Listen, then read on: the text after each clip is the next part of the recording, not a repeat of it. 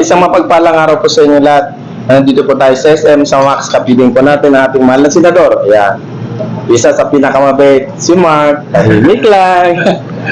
Ayan, Senador Mark, ano pong may sabi ninyo? Dahil meron po kayo mga natulungan na naman ngayon. Okay.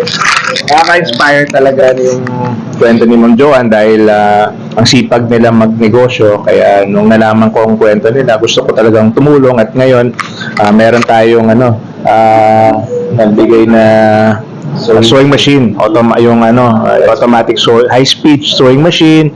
May dala rin tayong bigas at syempre yung mga materyales na kailangan nila para gumawa ng basahan. Yan, kompleto na. So, nakakatuwa at natutuwa naman ako, nakatulong din ako kay Ma'am Joanne at syempre sa kanyang pamilya, kay Ma'am na matagal na po gumagawa ng ito po negosyo talaga nila, matagal na. Kaya salamat at syempre salamat sa barangay dahil tumulong, laking tulong din para suportahan itong programa na ito. So thank you sa inyo. Ayan. Kasama rin po natin si ating butihing kapitan, ang kapitan ng Barangay San Juan, ang pinakamasipag. Ako'y natutuwa. Ngayon ko lang nakita ang personal si Mark Villar, si Senator Mark, pero binoto kita Mark. At siyempre ang sinusundan ko yung ama. Bulat sa pool na ako'y bumoto talaga, hindi naman tayo sip-sip. Talagang alang sasabi lang na totoo. Pero sabi ko nga ako, nakikita ko naman sa Senate office, tahimik ka lang, pero marami kang natutulungan at batas na ipapasa. Kaya dito, kapiling natin, tama-tama, isang masipag, isang matyaga.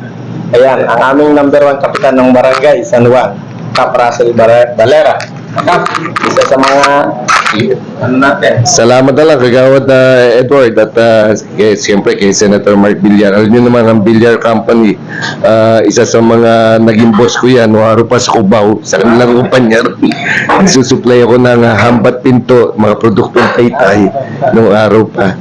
So talagang ever since pa kay Mayor Godi Valera, yung aking uncle na naging mayor ng Taytay, ay lagi kami nakasuporta kay Senator Villar. At hanggang sa mga anak niya.